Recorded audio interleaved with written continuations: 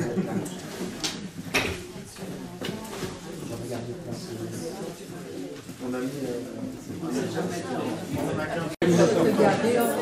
mais voilà, franchement, j'ai eu de la chance.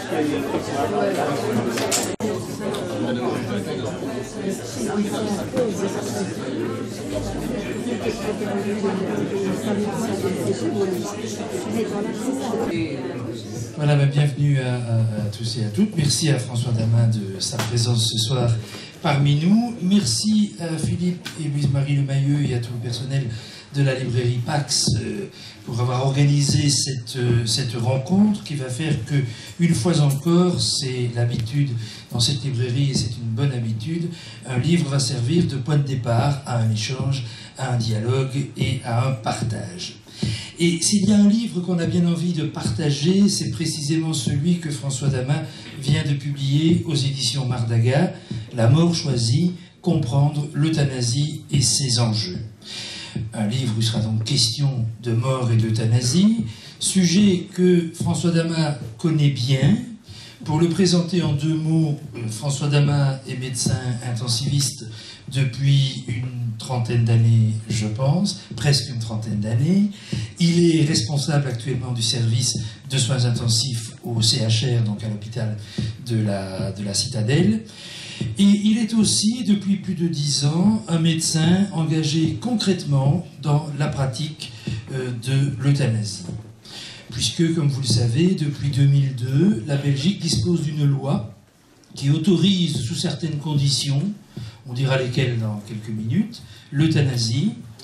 La Belgique est l'un des rares pays qui soit doté d'une telle loi. Il y a les Pays-Bas, il y a le Luxembourg, il y a quelques États des États-Unis, mais guère plus. Et c'est donc à partir de son expérience de médecin intensiviste pratiquant des euthanasies, une expérience qu'il a profondément pensée et profondément méditée, que François Damin s'adresse à nous dans ce livre. Ce n'est pas un livre de médecine, ce n'est pas un livre de droit, ce n'est pas un livre de philosophie, même si c'est un peu tout cela à la fois, mais c'est d'abord un livre de témoignages, témoignage d'une expérience méditée, j'y insiste, où François Damin nous parle de ses rencontres dans le cadre de processus d'euthanasie. Il nous parle de fins de vie qui sont très souvent émouvantes, bouleversantes même quelquefois, des fins de vie qu'on aura tendance à dire réussies. Ce n'est pas un plaidoyer pour l'euthanasie. Je crois qu'en ce domaine, comme en beaucoup d'autres, mais plus que dans beaucoup d'autres, et François Damin y insiste dans son livre, ce qu'il faut respecter d'abord, c'est la liberté et l'autonomie de choix du patient. Mais avec ce livre, François Damin nous invite à réfléchir à ce qu'est la mort et réfléchir aussi très concrètement à ce que sera notre propre mort. Nul ne sait évidemment les circonstances dans lesquelles il va mourir, mais comment, si les circonstances s'y prêtent, peut-on essayer de donner sens à ce qui est le passage ultime, à ce qui est finalement le dernier acte de la vie? C'est la question que ce livre nous invite à réfléchir, à méditer, et c'est évidemment là sa très grande réussite sur le plan humain, sur le plan de l'apport qu'il peut avoir pour le lecteur. Ce livre d'ailleurs, alors qu'il traite d'un sujet grave, et que peut-être on n'a pas toujours envie d'aborder, ce livre procure à la lecture, et c'est une expérience que je vous inviterai évidemment tous et toutes à faire, ce livre procure à la lecture un profond sentiment d'apaisement, j'allais dire de sérénité. Je ne peux pas mieux faire pour terminer cette brève introduction que de citer le dernier paragraphe de la préface que Martin Winkler a écrite au livre de François Damin. Vous connaissez tous Martin Winkler, médecin, romancier, essayiste. Il est l'auteur entre autres de La maladie de Saxe, qui est un livre qui a connu un très grand succès. Et voilà comment il termine sa préface. Il dit « Ce livre est un beau livre, un de ces livres qui font du bien à lire, un de ces livres dans lesquels un soignant décrit une réalité complexe en termes intelligibles par tous. Un de ces livres qui parlent avec intelligence et humilité de ce qui constitue l'humanité du soin, le respect, le partage, la fraternité. Voilà un bel hommage qu'il vous adresse, François Damin, un hommage en tous les cas mérité. Alors on va évoquer ensemble votre livre, puis bien sûr on passera, comme il est de coutume, la parole à celles et ceux qui dans la salle souhaiteraient intervenir et poser des questions. Alors pour commencer peut-être une première question, j'ai dit il y a un instant que vous étiez médecin intensiviste, ce qu'on appelle en France les réanimateurs. Il faut peut-être préciser en 2 mots ce qu'est cette pratique médicale.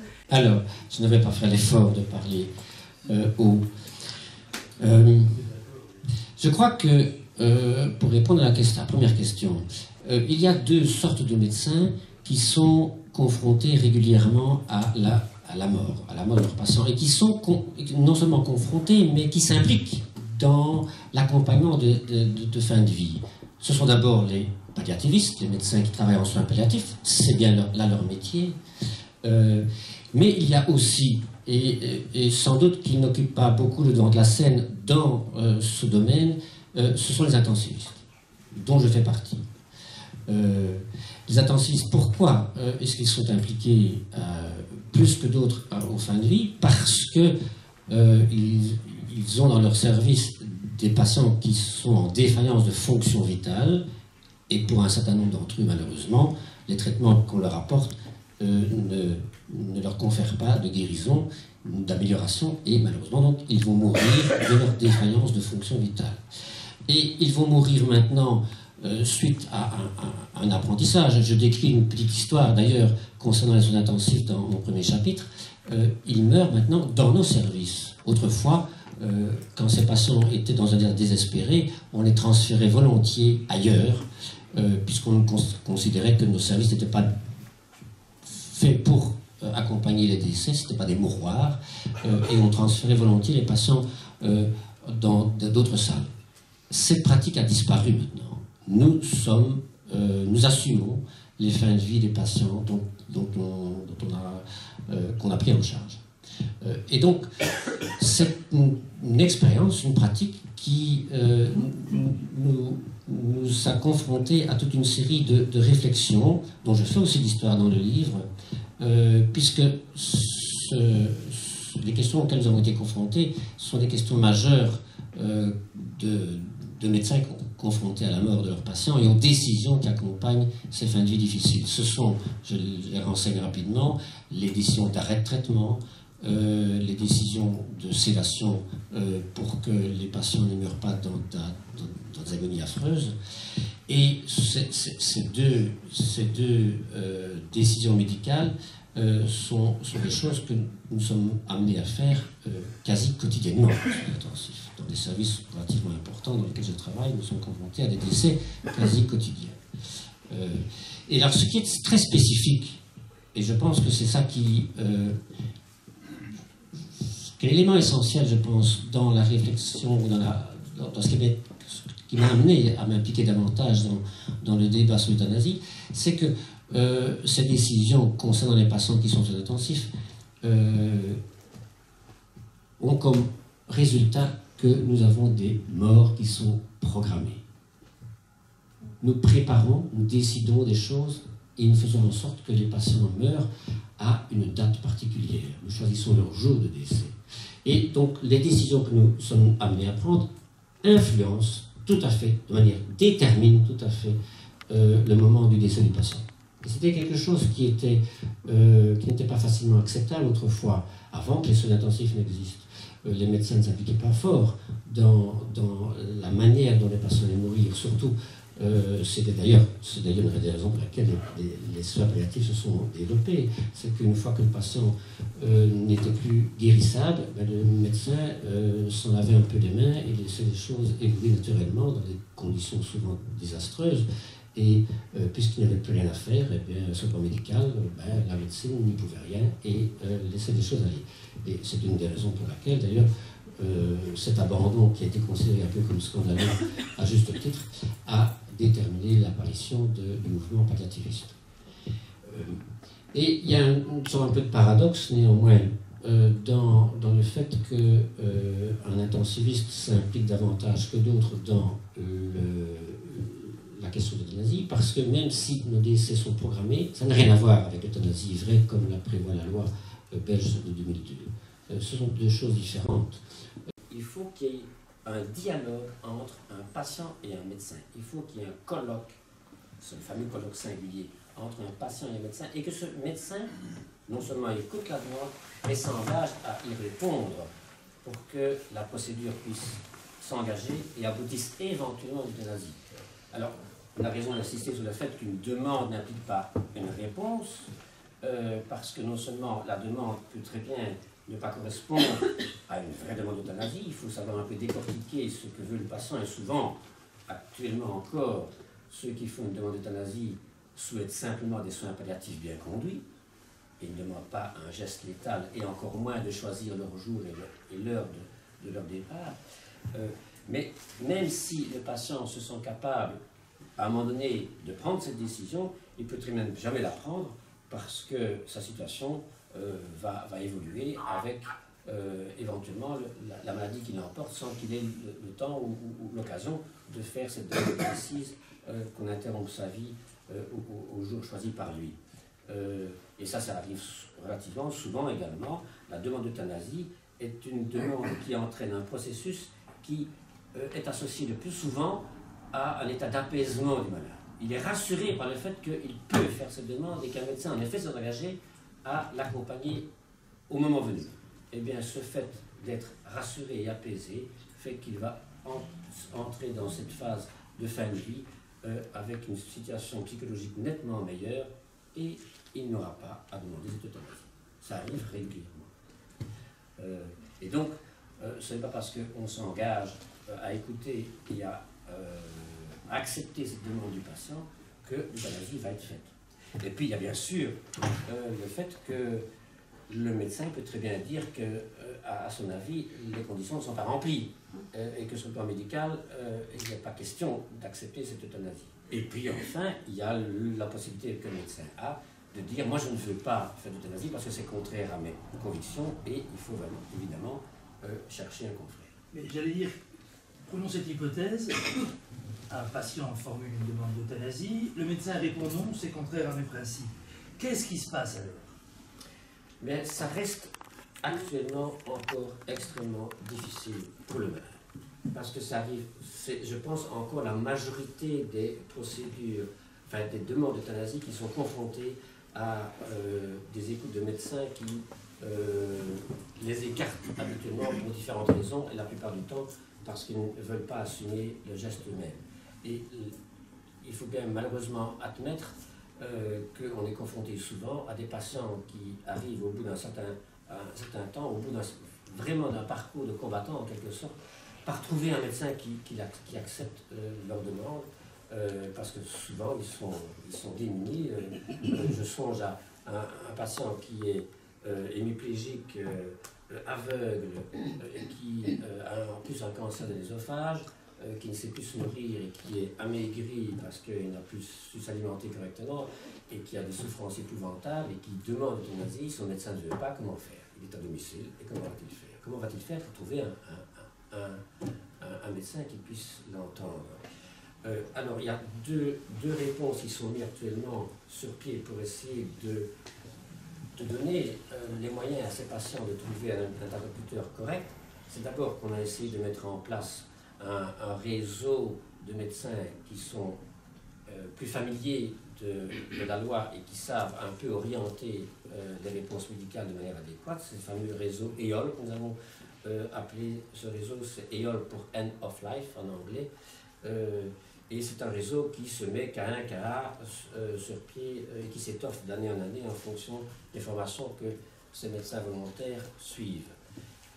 Et la deuxième chose, c'est que dans quelques hôpitaux, et en particulier à la Citadelle de Liège, on a mis sur pied de manière toute récente, en particulier ici à Liège, ça a commencé hier, une consultation sur la fin de vie. Donc il y a une consultation sur la fin de vie qui est ouverte à tout un chacun, envoyée par les médecins traitants ou venant spontanément, et qui peuvent donc s'inscrire à cette consultation et venir rechercher les informations ou l'aide adéquate pour une fin de vie un peu plus maîtrisée. Parce qu'il y a aussi le cas, et vous l'évoquez dans votre livre, avec une certaine sévérité d'ailleurs pour vos confrères dans ce cas-là, de médecins à qui on adresse une demande d'euthanasie et qui ne répondent pas vraiment, ni oui ni non. Ils laissent filer le temps en quelque sorte, alors que le temps du patient, lui, est un temps compté. C'est vrai. Ils volent, ces médecins-là volent sa mort au patient. Je pense que, même si ça paraît sévère, je pense que ce n'est pas trop méchamment pesé. J'ai été témoin à plusieurs reprises, en effet, de personnes qui font des demandes d'euthanasie, et l'erreur de mes confrères, je pense, en ce cas-là, c'est de dire on a le temps, on reporte ça plus tard, Et puis, quand le plus tard est arrivé, on n'est plus à même de respecter la procédure prévue par la loi. On ne s'est pas mis en particulier en mesure d'avoir un confrère disponible, et hop, le patient meurt sans qu'on ait pu accéder à sa demande. Et alors, d'ailleurs, à ce moment-là, souvent, de venir isolé, seul, la nuit, évidemment, dans une chambre d'hôpital. Et c'est, je pense, la consternation pour la famille, pour l'entourage, qui connaissait cette demande au préalable. Et je pense que là, effectivement, c'est un acte manqué, un rendez-vous manqué. Curieusement, c'est vécu par les équipes médicales et infirmières comme étant plus normal, plus facile, c'est mieux comme ça, c'est mieux ainsi, on n'a pas dû agir, alors que pour moi, c'est vraiment le contraire de ce qu'il faut faire. Alors, évidemment, vous y insistez bien dans l'ensemble de votre livre. Ce qui prévaut dans le processus d'euthanasie, c'est l'autonomie du sujet.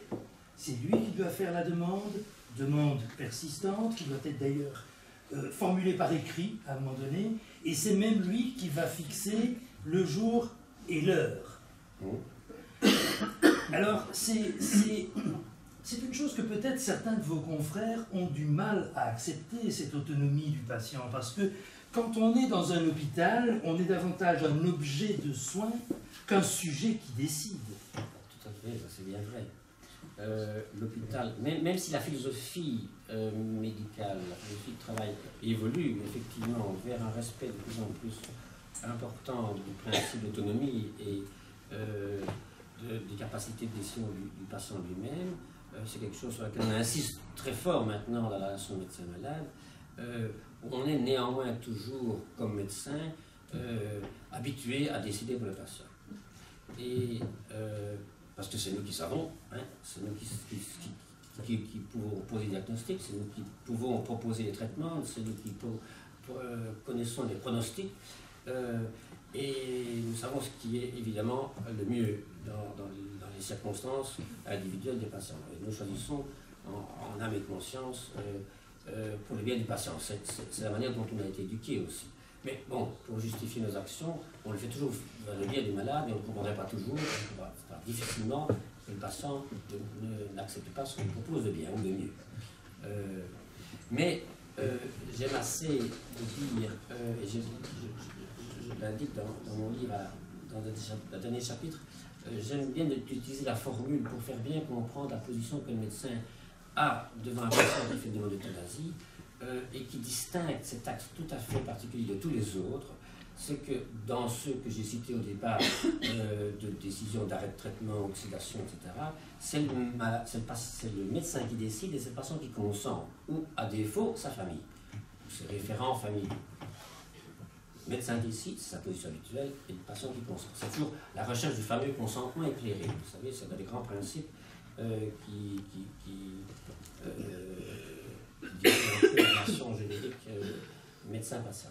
Dans le cas d'euthanasie, la position est inversée. Et j'aime bien insister là-dessus, c'est le malade qui décide et c'est le médecin qui consent. Ça, je pense que c'est une formule un peu qui parle. Le médecin qui consent. C'est-à-dire donc que la position du médecin est vraiment une position de retrait dans l'euthanasie. D'abord, évidemment, comme je le dis un peu dans mon livre, quand on a affaire à un patient qui fait une demande d'euthanasie, on doit faire un petit travail d'investigation. Il faut être sûr que c'est bien ça, une demande d'euthanasie bien précise qu'il demande. Mais quand on se rend compte que la situation est bien celle-là, que la demande est bien claire, mais la position du médecin est une position en retrait, et il va accompagner son patient selon ses décisions et il va occuper une position de retrait qu'il n'a pas l'habitude de faire. Et donc, souvent, je suis confronté à l'avis de mes confrères qui disent que le patient me manipule. Je suis manipulé par le patient. Et je trouve que c'est un peu dommage de leur part de ne pas accepter, de ne pas être capable d'accepter l'autodétermination, qui est effectivement une autodétermination à quasi 100%. Il y a le cas de ce confrère aussi qui constate qu'un patient qui est en demande d'euthanasie, la procédure suit son cours et il est dans sa chambre, il écoute Mozart, et le médecin dit « mais enfin pourquoi est-ce qu'il veut mourir puisqu'il écoute Mozart ?» Ce sont des résistances comme celle-là. C'est clairement des résistances. Où on parlera d'ambiguïté ou d'ambivalence de la part du malade, alors que c'est le médecin qui est ambivalent. Mais vous insistez beaucoup dans votre livre, et je trouve que c'est un point qui est très, très touchant. Vous dites, s'il y a une chose dont le patient en demande d'euthanasie a peur, ce n'est pas de l'échéance, c'est la peur de ne pas être entendu. Et vous racontez plusieurs cas dans lesquels, lorsque le malade a le sentiment, lorsqu'il sait qu'il sera entendu, lorsqu'il sait que l'euthanasie est possible et qu'il n'a plus qu'à fixer les modalités pratiques, on va dire, il y a une forme d'apaisement, de sérénité qu'il gagne. Je pense à ce patient dont vous racontez l'histoire qui souffrait atrocement d'un cancer à la vessie et qui était devenu un peu insupportable pour tout le monde. Et là, le moment où, d'une part, lui accède à cette idée que seule l'euthanasie est une réponse à la situation qu'il vit, et puis le moment où il sent que, oui, on va accéder à sa demande, c'est un autre homme, il se métamorphose. Ah, oui, c'est une expérience tout à fait exemplaire, celle-là, mais qui est retrouvée dans pas mal d'autres. C'est toujours impressionnant pour les équipes soignantes et pour les médecins de voir que le patient même a une amélioration de son état général, sachant qu'il va entrer dans cette phase où il sait que l'échéance est choisie par lui et déterminée par lui. D'ailleurs, à l'inverse, quand on a affaire à quelqu'un qui n'atteint pas ce degré d'apaisement ou de sérénité, on se pose la question de savoir si vraiment cette euthanasie est quelque chose de bien choisi. Et on hésite davantage à le faire, on prend peut-être un peu plus de temps d'ailleurs. C'est à tort éventuellement, parce que on ne devrait pas imposer chaque fois le même parcours à tout le monde. On est tous différents.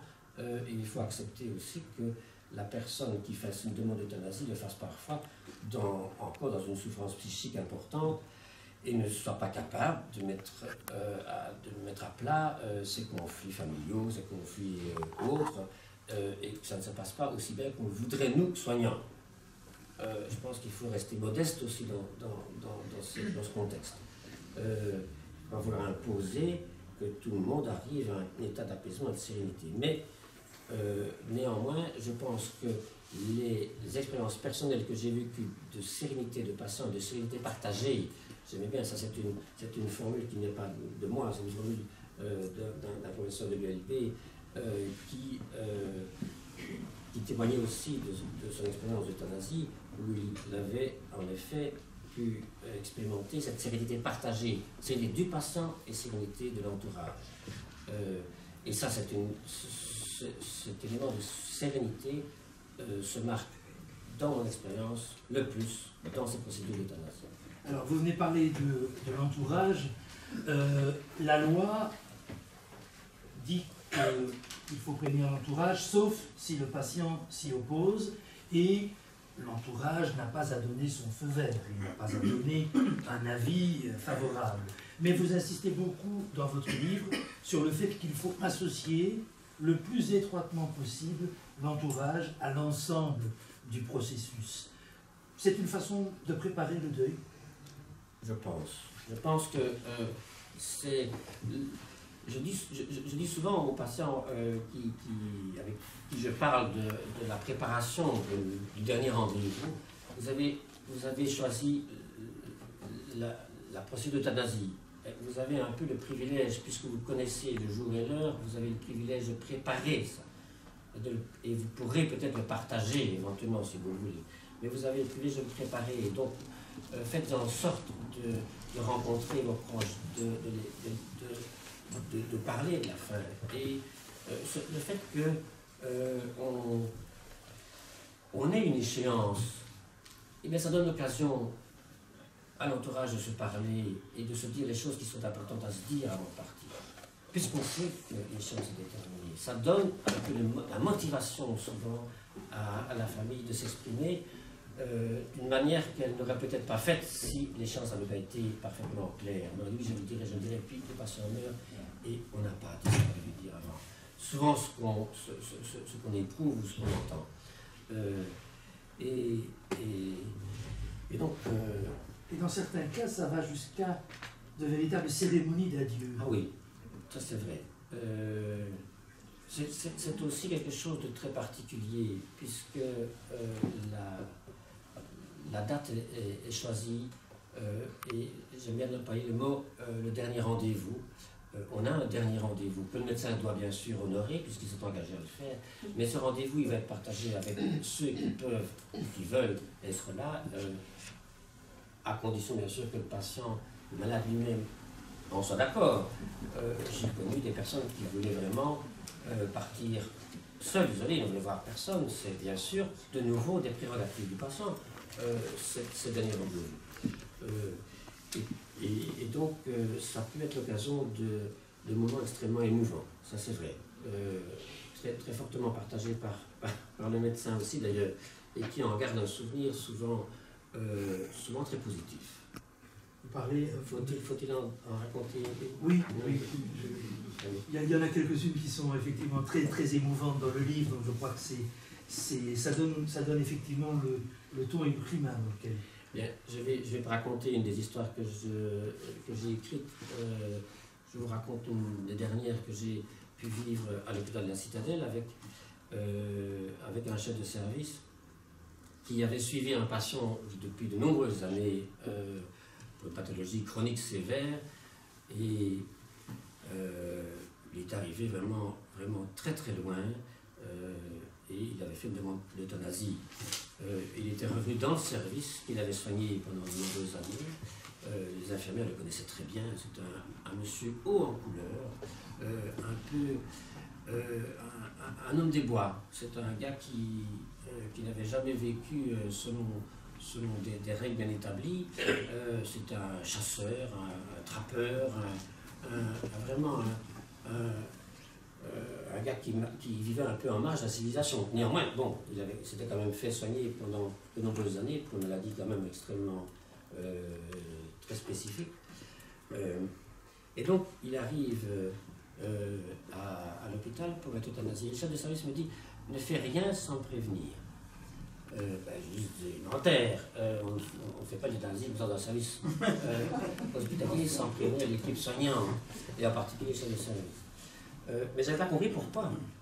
En fait, le chef de service avait une passion commune avec ce patient. Il est aussi un grand chasseur.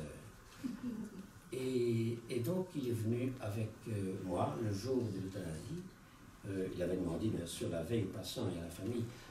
Il avait prévenu qu'il allait venir et il avait demandé l'autorisation si ça l'intéressait. Et le malade en avait été vraiment très ému et il avait bien accepté. Et il est venu m'accompagner avec, non pas son corps de chasse, mais son handicap. Et il va jouer l'air de Saint-Hubert, au moment de partir. Et j'ai trouvé ça assez poignant parce que c'était d'un côté un va-nu-pied, un homme des bois vraiment, et à qui on rendait hommage. Et il faut dire que ce chef de service était un petit deux, hein, donc un aristocrate qui rendait hommage à l'homme des bois. Et j'ai trouvé ça extraordinaire. Voilà, un élément. Je dois dire que j'en étais peut-être un peu plus ému que Fanny elle-même, parce que j'en ai reparlé un peu avec l'épouse ultérieurement, 2-3 semaines après, quand je l'ai vu. Elle avait trouvé ça très très bien, mais j'avais l'impression qu'elle attachait un peu moins d'importance que moi. Mais évidemment, ce sont des moments forts et émotionnels pour le médecin lui-même. Vous en parlez bien dans votre livre. Vous dites à un moment donné, d'où vient la facilité avec laquelle se déroule la conversation sur la mort avec les demandeurs d'euthanasie? C'est parce qu'elle est devenue essentielle pour ceux qui font cette démarche, Ils sont soulagés de rencontrer un médecin qui accepte d'aborder ce sujet avec eux, les yeux dans les yeux. Ces conversations sont l'occasion de contacts vrais et profonds entre le malade et le praticien. Le fameux colloque singulier atteint là une importance inégalable. Ce sont des moments parmi les plus enrichissants qu'un médecin puisse vivre. On y pleure, mais plus souvent encore, on y rit. Étrange paradoxe, mourir n'en soit aucune vertu, mais lorsque l'inéluctable s'impose et que l'on peut encore mobiliser ses dernières ressources pour vivre cette expérience ultime, c'est encore et toujours la vie qui triomphe. Pour vous, vraiment, cette façon de mourir, c'est un dernier hommage rendu à la vie? Je pense que c'est aussi un dernier cadeau qu'on fait aux siens. Mais bon, je pense que ça peut se vivre comme ça. Je ne veux pas dire néanmoins que c'est la meilleure manière de partir. Hein. C'est pas un must d'euthanasie. C'est une belle manière de terminer sa vie lorsqu'on est confronté à des circonstances particulières. Et vous savez que l'euthanasie est associée pour 80% des cas à des cancers ou à des maladies, et 20%, enfin, les pourcentages qui restent à des maladies neurologiques dégénératives qui n'entraînent pas d'altération des fonctions neurocognitives. Mais dans ces conditions-là particulières, je pense que c'est une belle manière de partir. Mais je ne peux pas savoir pour moi-même si je vais choisir ça le jour venu, je n'en sais rien. Il est possible que je ne sois pas dans les conditions pour le faire. Et donc, je pense qu'il y a aussi d'autres très belles manières de partir. Et des soins palliatifs bien conduits, avec justement la sérénité qui arrive à la fin, c'est très bien aussi une expérience enrichissante pour le patient et pour l'entourage. Donc, on a quand même beaucoup de belles expériences aussi dans des soins palliatifs bien conduits et même dans des fins de vie qui n'ont pas été médicalisées. Je peux songer à l'expérience que j'ai du décès de ma maman. On l'a accompagnée, non pas sur le plan médical, mais sur le plan familial, parce qu'un jour, elle ne s'est pas levée de son lit, et on l'a laissé s'éteindre doucement. Ça a pris 7 jours. On s'est relayé nuit et jour avec les frères et sœurs, et elle s'est éteinte doucement, sans qu'on ait dû intervenir, puisqu'elle ne souffrait pas, qu'elle était paisible. Et nous, ça ne nous a pas paru trop long de l'accompagner 7 jours. Voilà, et c'est une fin de vie tout à fait calme, durant laquelle elle a pu dire quelques mots encore de gentil à quelques personnes d'entre nous, et ça a été parfaitement bien vécu. C'est aussi un dernier cadeau, manifestement, de sa part. On n'a pas dû euthanasier, on n'a pas dû faire de soins palliatifs particuliers, on n'a pas dû intervenir. C'est une chance pour elle, une chance pour nous. Voilà. Une dernière question, puis je passe la parole à la salle. Combien d'euthanasies par an en Belgique? À peu près pour l'instant, nous sommes à 1600, 1700 euthanasies par an en Belgique. Ça veut dire 1,7%, puisqu'il y a 100 000 décès en Belgique par an. Donc c'est un choix qui reste très minoritaire. Très minoritaire. Et vous semblez dire qu'il en sera toujours ainsi? Je pense que oui. J'ai déjà évoqué les raisons. D'abord parce que je pense qu'il faut un caractère particulier pour faire capable de demander une euthanasie et choisir son jour et son heure. 2, il faut dans les conditions médicales qui nous conduisent à un raisonnement à une demande d'euthanasie. On n'est pas nécessairement dans ces conditions qui nous conduisent à dire oui, ben, je vais faire le nécessaire pour avoir l'euthanasie. Et puis il y a au moins 30% des décès qui arrivent de manière inopinée ou rapide, ou brutale, on n'a pas le temps de faire quoi que ce soit. Ça nous arrivera peut-être ce soir ou demain. Donc en tous les cas, la loi dépénalisant a pas provoqué l'explosion. Non, ça d'abord, c'est vrai que ça ne concerne qu'une minorité d'entre nous, mais néanmoins, il ne faut pas ramener la question de l'euthanasie à simplement ceux qui sont euthanasiés. Je pense que la possibilité offerte à certains d'obtenir cet acte, ce geste d'accompagnement, je pense, est de nature à avoir modifié considérablement l'accompagnement médical de toutes les autres fins de vie qui se passent difficilement et pour lesquelles l'intervention médicale est indiquée, et ça concerne 40% des décès. Donc 40 000 morts accompagnés médicalement en Belgique. Et donc ça, je pense que l'accompagnement médical se fait maintenant encore mieux qu'autrefois avant la loi sur l'euthanasie. Et voilà, la parole vous est maintenant ouverte. Ma collègue Charlotte Collin a filmé François Damas jusqu'ici. Elle va continuer à faire, mais en ne filmant que lui, donc vous pouvez vraiment être tout à fait rassuré. Je vous passe la parole, madame. Admettons que je sois dans un état de sénescence très avancé, que j'ai perdu toute autonomie. Or, moi, à l'heure actuelle, je ne veux pas qu'on me laisse vivre. Donc c'est ma volonté actuelle, puisque à ce moment-là, je n'aurai plus la faculté de décider. Comment est-ce que je peux procéder? Alors c'est une excellente question, hein, parce que c'est une question qui reste difficile à résoudre. La loi sur l'euthanasie ne permet pas de résoudre cette question, puisqu'il faut une demande claire du patient lui-même qui doit donc assurer ses décisions jusqu'au bout. Lorsqu'on est dans un état de dégénérescence neurocognitive, comme on peut le craindre pour un certain nombre d'entre nous, arriver à un âge avancé, on ne sera plus capable de faire cette demande. Alors la loi permet une chose qui a été pensée utile par ceux qui l'ont écrite, mais qui malheureusement a entraîné pas mal de confusion. C'est une déclaration anticipée. On peut faire une déclaration anticipée d'euthanasie, mais cette déclaration anticipée n'a qu'un champ d'application extrêmement étroit. D'abord, elle est d'une procédure un peu plus stricte que le reste. Il faut 2 témoins. Et ce n'est actuellement valable que 5 ans. Il faut renouveler cette déclaration tous les 5 ans. C'est cette déclaration qui peut être versée à la commune. Mais elle n'est pas très importante, très intéressante, parce que son champ d'application, comme je le disais, est très étroit. Elle ne pourra être suivie des faits que si on est dans un état d'inconscience irréversible. Dans un état d'inconscience irréversible. Or, l'état d'inconscience irréversible est difficile à définir. Alors, quand on est dans un coma, on est inconscient, ça c'est sûr, ça c'est pas difficile. Le coma étant la perturbation neurologique qui empêche d'être éveillé, donc on est les yeux fermés, on est non réveillable, on est donc en coma et donc on est donc inconscient. Ça c'est facile à définir. Mais les comas aigus arrivent par exemple dans nos services intensifs et quand on sait que c'est irréversible, on n'a pas besoin d'abord de l'euthanasie pour savoir ce qu'il faut faire. On se tourne vers les référents familiaux et on dit est-ce que le patient souhaiterait vivre comme ça? Non, et bien on arrête les frais, on fait ce qu'on appelle une désescalade thérapeutique, un arrêt de traitement et les choses sont dites. Ok? Par contre, dans un état de dégénérescence cognitive, comme le maladie d'Alzheimer, pour la citer, on n'arrivera jamais à un stade de coma. On arrivera à une dégénérescence, en effet, de ses fonctions supérieures. Et à quel moment pourra-t-on parler d'inconscience irréversible?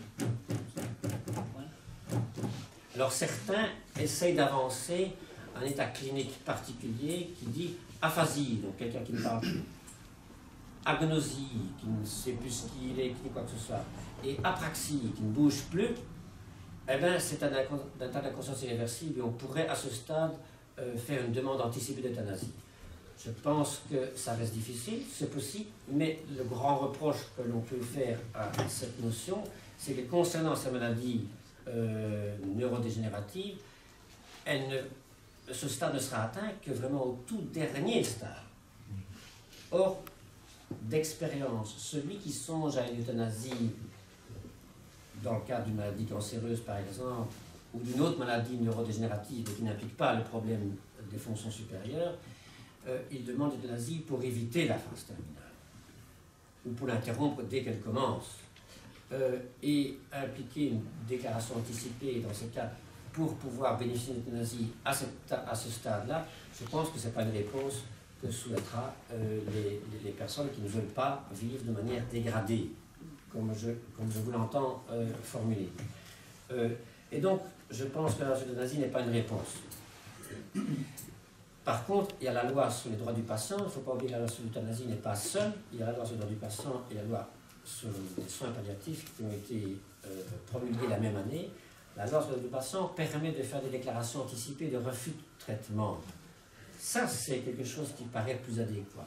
Vous faites avec votre médecin traitant une déclaration anticipée, comme quoi, le jour où vous serez en défaillance sévère sur le plan respiratoire ou cardiaque, ou ceci ou cela, ou dégénérescence cérébrale, vous refusez qu'on vous mette en soins intensifs, vous refusez qu'on vous mette des traitements invasifs, vous refusez par exemple que vous soyez alimenté artificiellement par son gastrique ou par gastrostomie, vous refusez ce genre de choses, c'est permis par la loi. Vous demandez qu'on vous amène dans votre confort et qu'on vous laisse s'éteindre doucement. Ce n'est pas l'euthanasie.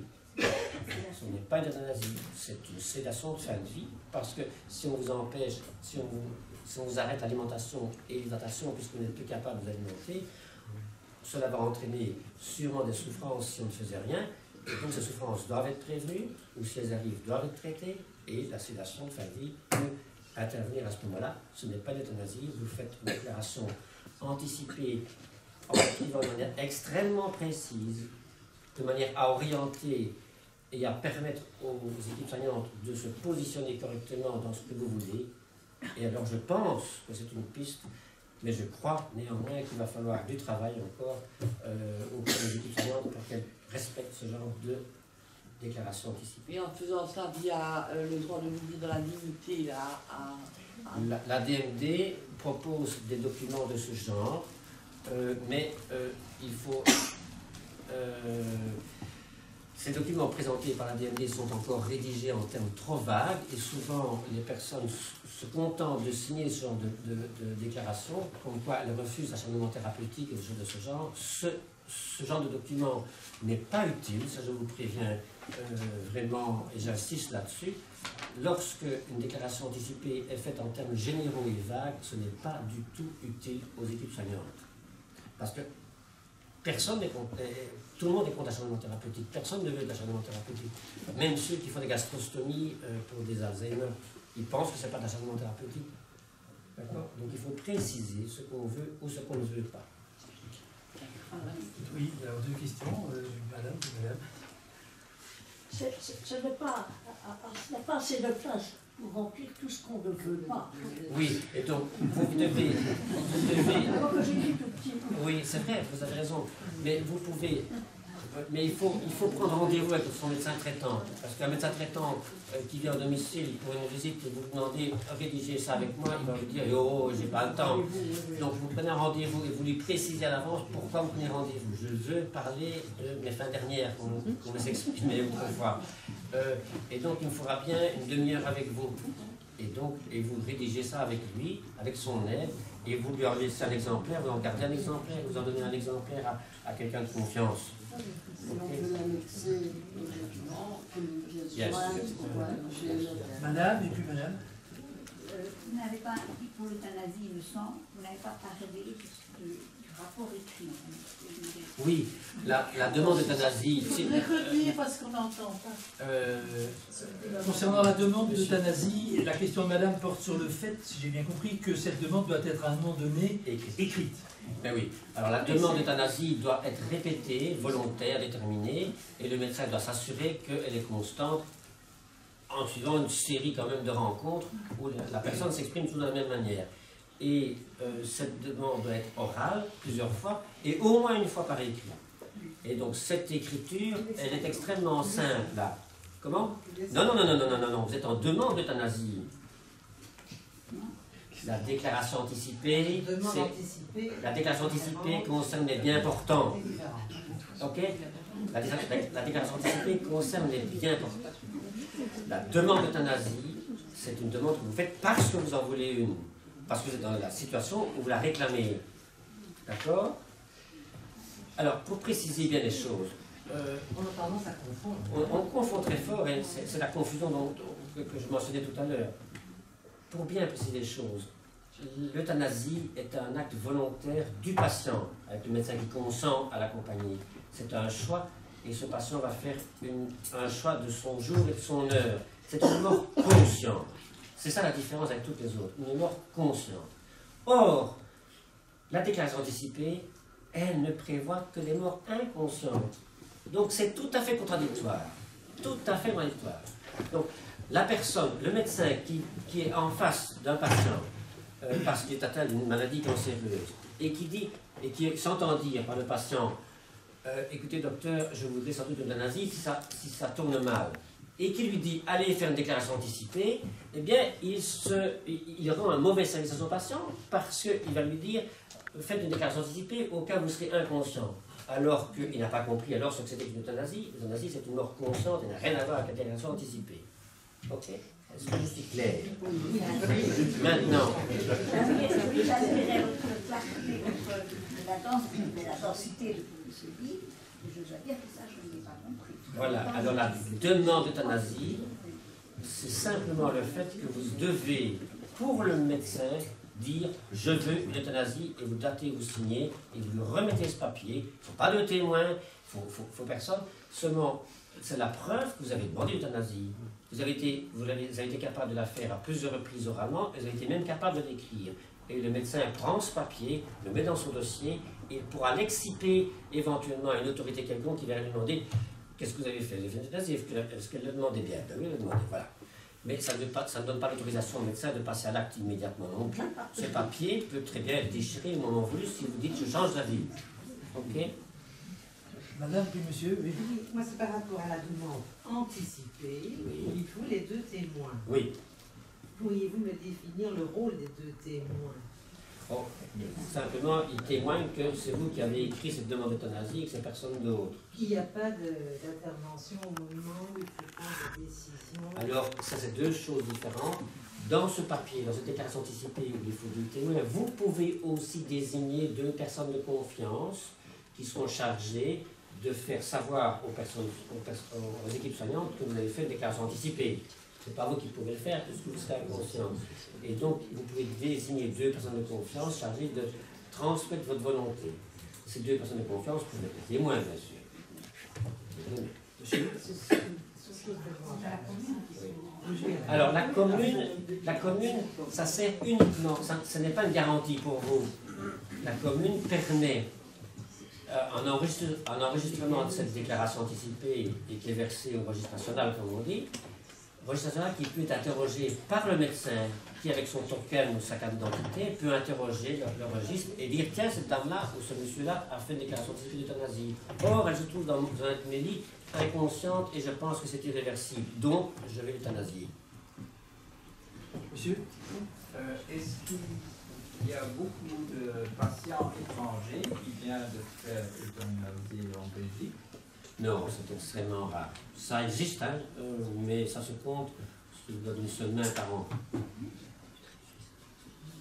Madame? Et puis monsieur, après là tout au bout, oui. Oui, je voulais parler de deux personnes très célèbres qui se sont fait euthanasier. C'est un de Duve. Oui. Alors, Christian de Duve.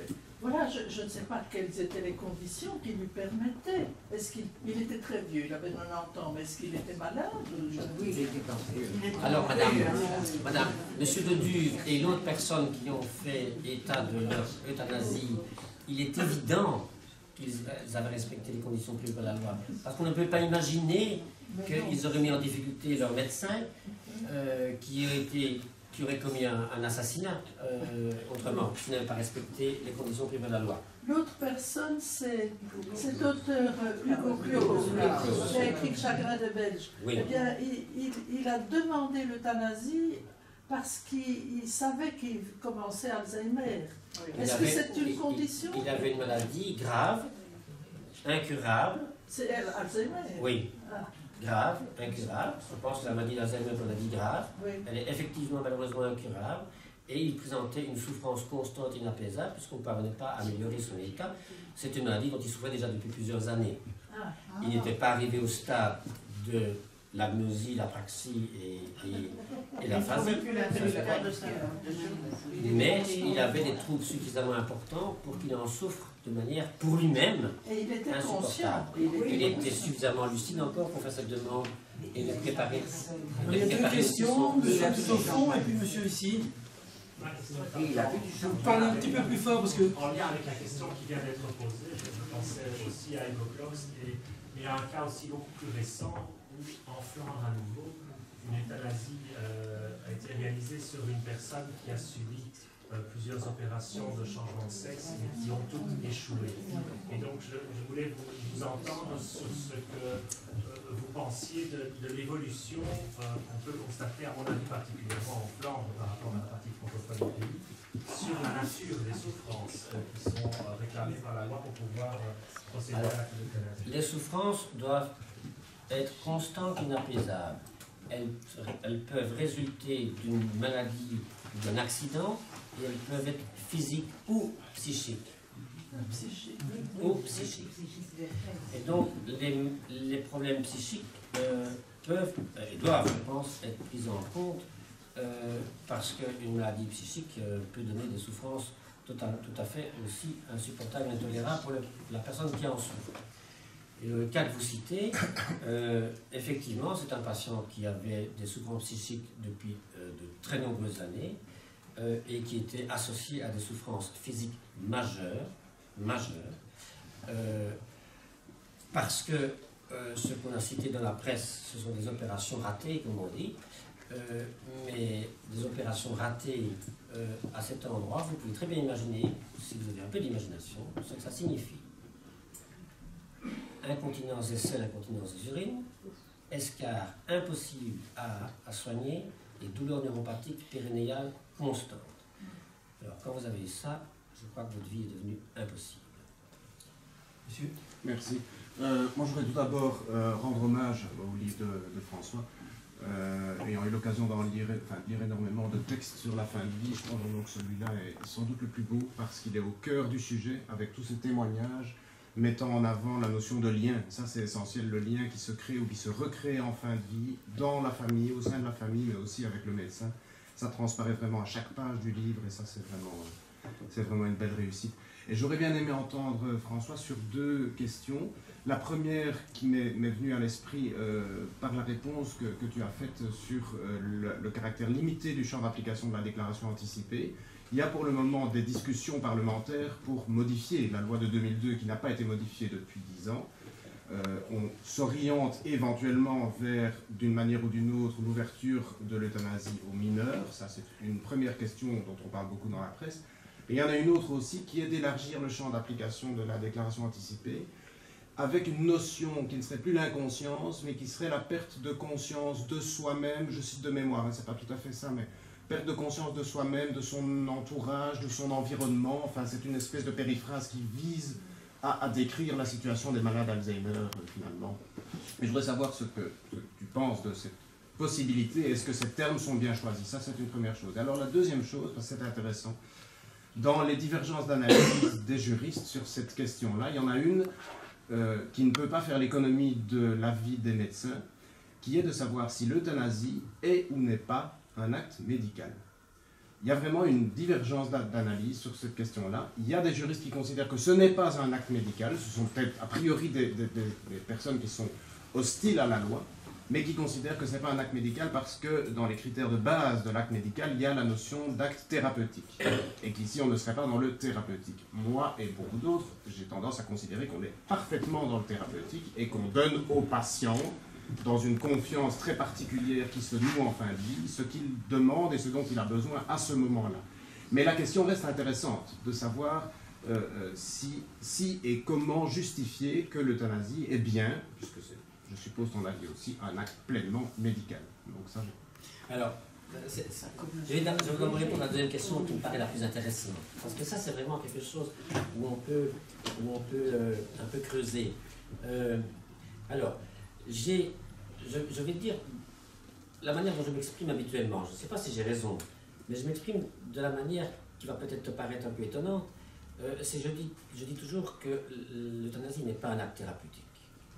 Ce n'est pas du domaine du médecin, c'est du domaine du patient. Puisque j'ai dit, le patient décide et le médecin consent. Donc ce n'est pas quelque chose que j'ai dans mon arsenal thérapeutique de proposer une euthanasie. C'est exclu. Je peux proposer un arrêt de traitement, je peux proposer une sédation de fin de vie, je peux proposer tout ce que je peux pour soulager la souffrance de la personne qui meurt, mais je ne peux pas proposer d'euthanasie. Ce n'est pas mon domaine de prérogative, c'est celui exclusivement du malade. J'aime bien m'exprimer comme ça pour faire une frontière entre toutes les décisions médicales, le 40% de décisions médicales qui accompagnent les décès de nos patients, et cette frange particulière qui est l'euthanasie. Je vais vraiment établir une frontière nette entre les deux. Et donc je dis toujours que ce n'est pas un acte thérapeutique. Alors pourquoi est-ce que le médecin doit être impliqué alors évidemment, c'est la réponse que la Suisse et les États-Unis donnent. Ils font ce qu'ils appellent les suicides assistés. c'est le malade qui va prendre une boisson au moment choisi par lui, mais le médecin n'est pas impliqué du tout. Je pense que les lois sur l'euthanasie du Benelux permettent justement l'implication du médecin, même dans un acte qui n'est plus thérapeutique. Pourquoi? Parce que je pense qu'il est nécessaire qu'un malade puisse avoir un professionnel à ses côtés et qui va agir en solidarité et par compassion au moment du dernier acte, pour que les choses se passent au mieux.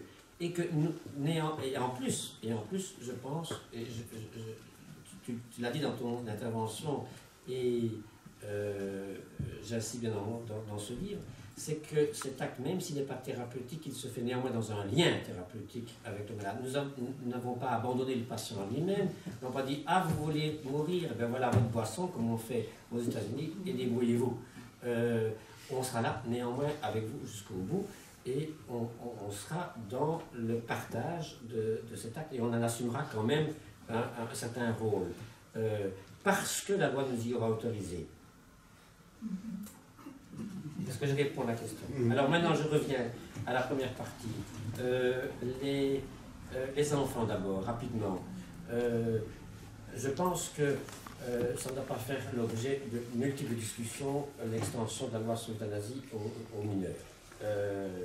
C'est quelque chose qui m'étonne qu'on reprenne de nouveau toutes les discussions quasi à zéro, comme on a connu celle de 2002, où on racontait beaucoup de bêtises. Il suffit de se rendre compte que des enfants sont dans des situations tout à fait similaires à celles que vivent des adultes, et on permettrait aux adultes de faire une demande particulière qui serait refusée aux enfants parce qu'ils n'ont pas atteint l'âge de la majorité. Ça me paraît totalement injuste et non justifiable. Dès lors, si on songe au fait que la loi sur le droit du patient permet déjà aux enfants de participer aux décisions qui les concernent, nous sommes obligés en tant que thérapeute de demander l'avis des enfants quand on leur propose ou qu'on décide des traitements lourds qui les concernent, justement, on doit leur demander leur avis. Et ceux-ci peuvent refuser des traitements, même ceux qui seraient susceptibles de prolonger leur vie. Donc si la loi sur le droit du patient a déjà admis ça pour les mineurs, eh bien on étend ce principe à la loi sur l'euthanasie en disant que dans la mesure du discernement que possède un enfant, même quand il est mineur, il peut faire une demande d'euthanasie s'il se trouve évidemment dans les situations de maladie grave et incurable, de souffrance constante et inapaisable, et qu'il est capable de faire une demande claire et déterminée. Ces capacités de discernement, on va me dire tout de suite, mais qui va juger ces capacités de discernement? Eh bien, puisque un premier médecin doit être concerné, un deuxième, comme le plus pour les adultes, un troisième pédopsychiatre éventuellement, plus les deux parents, ces 5 personnes-là, je pense, sont suffisamment bien placées pour comprendre et évaluer la capacité de discernement de l'enfant. Il n'y a pas nécessité d'avoir des instances autres, inimaginables ou imaginables, qui viendraient perturber le processus. Et donc, je pense que c'est simple.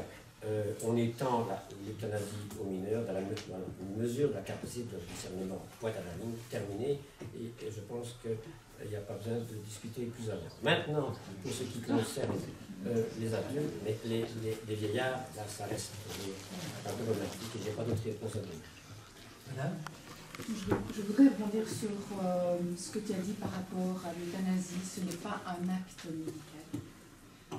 Parce que est-ce que c'est vraiment une explication ou un avis que tu donnes à titre didactique pour bien faire la différence? C'est le patient qui le demande que les choses soient claires.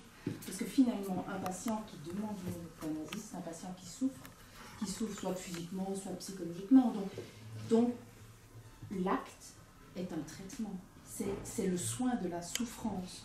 Donc, est-ce qu'on peut réellement considérer que ce n'est pas un acte médical? D'accord, c'est le patient qui le demande, c'est clair. Alors, si c'est pour vraiment faire la différence, ok.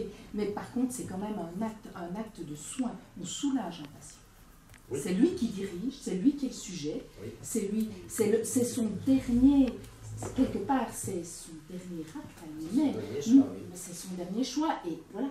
Mais c'est quand même un acte de soulagement. Et c'est justement dans la loi qui dépénalise l'euthanasie, c'est uniquement s'il y a une souffrance qui est posée. Et la souffrance, le médecin, c'est notre rôle. on soigne la souffrance. Ce n'est pas illogique, mais peut-être que c'est simplement didactique. Néanmoins, je pense que l'acte est justifié par le fait que le malade décide effectivement et nous sommes la main qui guide son acte. Et je pense que l'euthanasie en tant que telle est plutôt un suicide assisté. Si on prend le mot suicide comme étant la décision du patient lui seul. Effectivement, je n'ai pas de différence à faire entre la pratique des États-Unis ou de Suisse avec la pratique médicale ici en Belgique vis-à-vis de ce suicide assisté. Le mot suicide n'étant pas un bon mot, parce que quand on parle de suicide, on pense toujours à des situations épouvantables, dans la détresse, dans la dissimulation, comme je dis dans le livre, dans un raptus anxieux, dans des circonstances dramatiques, et qui est toujours mal vécu par l'entourage, un suicide. Je ne vois pas un suicide qui soit bien vécu par l'entourage, tandis que l'euthanasie, ce que je décris ensuite d'assister médicalement, peut se passer de manière tout à fait autre. Et donc on devrait plutôt, comme je dis dans le livre, parler d'assistance au décès plutôt que de suicide ou d'euthanasie. Enfin bon, l'euthanasie est devenue un mot incontournable. Et donc, quand je dis que ce n'est pas un acte thérapeutique, je pense que j'ai raison. Mais bon, néanmoins, et je trouve que la loi est bien faite, elle impose ce geste d'accompagnement à un médecin exclusivement.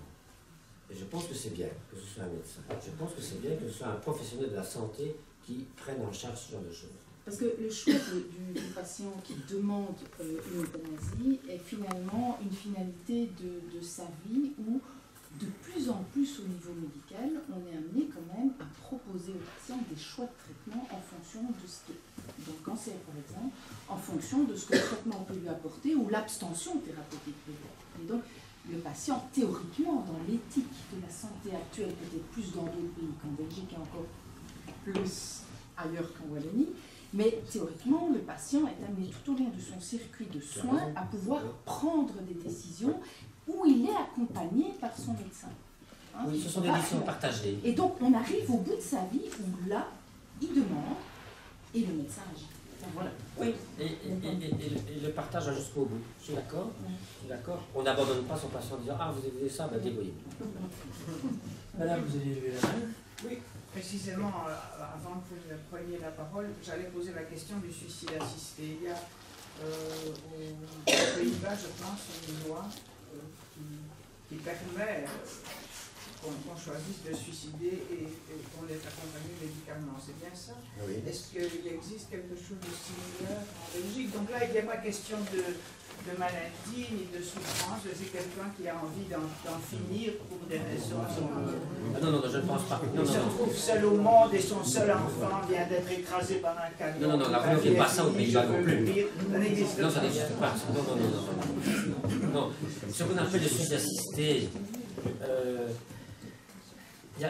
il y a deux notions qui peuvent, qui sont utilisées de contextes ou de circonstances qui sont plus spécifiques de ce que certains appellent le suicide assisté. La première chose, c'est ce qui fait référence à la pratique américaine, où dans 4 États des États-Unis, le suicide assisté est accepté. Il faut, pour que ce suicide assisté soit acceptable, il faut que ce patient soit dans une maladie grave et incurable, dans une souffrance constante et inapaisable, et dans une espérance de vie de maximum 6 mois. D'accord? Donc il faut que l'espérance de vie soit déterminée. Et si ce patient fait, avant la fin de sa vie, alors qu'il n'y a plus que 6 mois, à 15 jours d'intervalle, 2 demandes à 2 médecins différents, il pourra obtenir une boisson, une potion magique, qu'il boira le moment venu.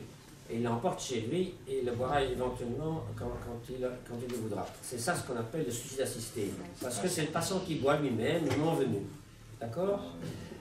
Je dis que le fait de boire n'a rien à voir, n'a rien de différent avec une injection intraveineuse.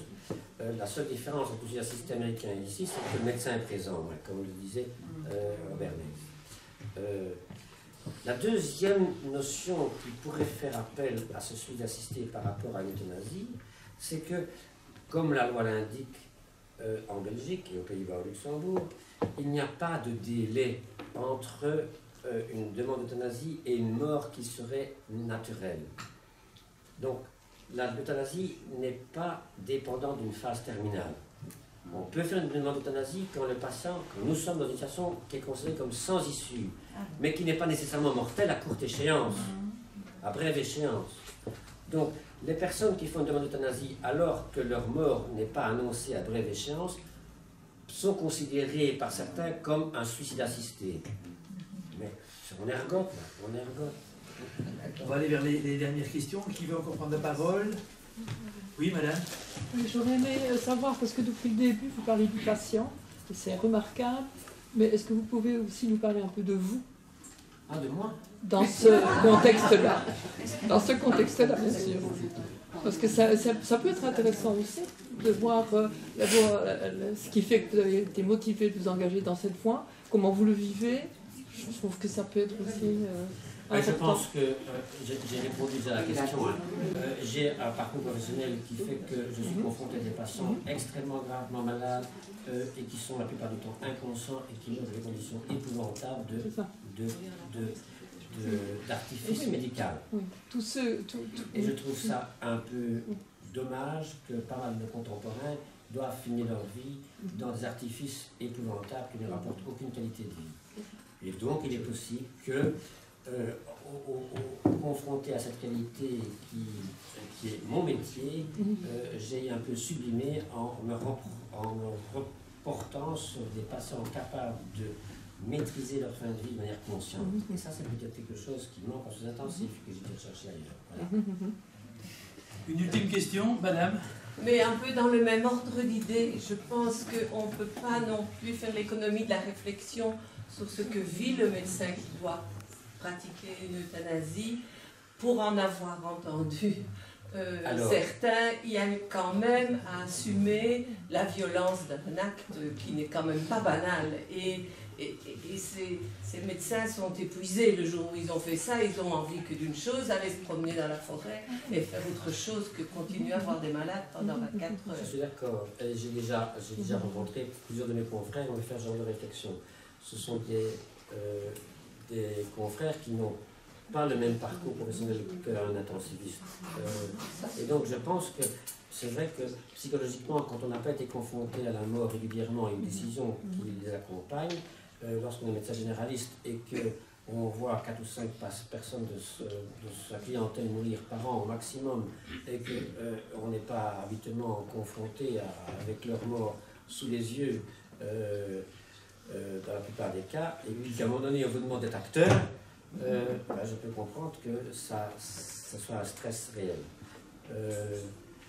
Néanmoins, pour celui qui a réfléchi à sa propre mort, qui a réfléchi à la manière de terminer sa vie, et qui a été confronté à pas mal de fins de vie de ses contemporains, je pense que accompagner quelqu'un dans un geste euthanasique n'est pas violent. Accompagner quelqu'un dans un geste euthanasique peut avoir énormément de sens et, comme je l'ai rapporté dans les quelques exemples que j'explicite, ça peut être extrêmement positif pour ceux qui les vivent, et y compris pour le médecin. Et je pense que les expériences répétées de ce genre renforcent, raffermissent les capacités du médecin à assumer ce genre de choses. Et donc ça n'affaiblit pas le docteur. Ah non, je ne crois pas. C'est plutôt dans son intrapsychique, je dirais. Mais bon, peut-être que j'ai éventuellement des trous dans mon intrapsychique. Mais on est partagés, les gens sont partagés. Alors c'est vrai que la même expérience peut être vécue de manière tout à fait opposée par l'être humain. Et là, je ne peux que respecter l'expérience de tout un chacun. C'est vrai que la même histoire vécue peut être considérée comme « Oh, quelle belle expérience !» et l'autre comme « Mais c'est épouvantable !» C'est vrai que ça peut être considéré comme une violence. Le fait de faire une analyse générale rapide avec un patient qui meurt dans les secondes qui suivent l'injection, c'est vrai que ça peut être considéré comme une violence, c'est vrai. Et d'ailleurs, c'est pour ça qu'il faut expliciter à l'avance ce qui va se passer, préparer les témoins à ce qui va se dérouler sous leurs yeux, parce que s'ils ne sont pas prévenus, ça peut être très, très mal vécu. Et donc, de la même manière que tout acte, quel qu'il soit, peut être mieux fait en fonction de l'expérience qu'on en a et de la répétition qu'on en fait, mais ceux qui, je pense, font l'euthanasie pour la première fois peuvent en sortir extrêmement traumatisés. Mais s'ils avaient été accompagnés pour les quelques premières fois qu'ils l'auraient fait à quelqu'un de plus d'expérience, peut-être qu'ils l'auraient vécu mieux et auraient assumé davantage et plus facilement l'euthanasie qu'ils auraient fait eux-mêmes tout seuls une fois ultérieure. Toute dernière intervention. C'est juste pour parler du temps, François, parce que tu en as parlé tout à l'heure, quel que soit l'acte qui est fait, quelle que soit la préparation du patient et peut-être même du médecin référent, il faut toujours prendre du temps. Le temps qui est adapté à chaque situation. Pourvu qu'on en ait. Hein. Je parle d'une euthanasie bien préparée, je parle plutôt à la limite du cancer plutôt que de la... Et pour les soignants, parce que là, on a toujours parlé du médecin, mais il n'y a pas que le médecin, il y a les infirmiers qui prennent en charge, il y a les kinés, et il faut du temps pour que l'équipe soignante puisse le vivre bien. C'est pour ça que le temps, c'est pas 3 mois. On insiste beaucoup sur le fait que le temps du malade n'est pas celui du médecin, il n'est pas celui des équipes soignantes. Mais ce qu'on constate, et de manière heureuse, c'est que les malades qui s'orientent vers une euthanasie le font maintenant dans des démarches qui sont de plus en plus précoces, et donc on peut s'y préparer et le faire mieux. Consultation ambulatoire. Alors qu'autrefois, les premiers mois qui ont suivi l'application de la loi, on avait des personnes qui arrivaient avec une euthanasie en dernier recours et extrêmement urgente, et c'était toujours très mal vécu, ça c'est vrai. Il resterait évidemment encore bien des choses à dire, mais je vous rappelle quand même que vous avez encore bien des choses à dire dans le livre de François Damin, que je remercie encore de s'être prêté avec nous à cet exercice, et je vous souhaite une bonne soirée à tous.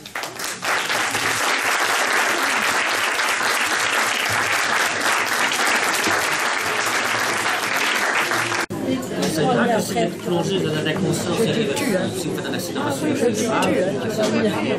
c'est uniquement ça.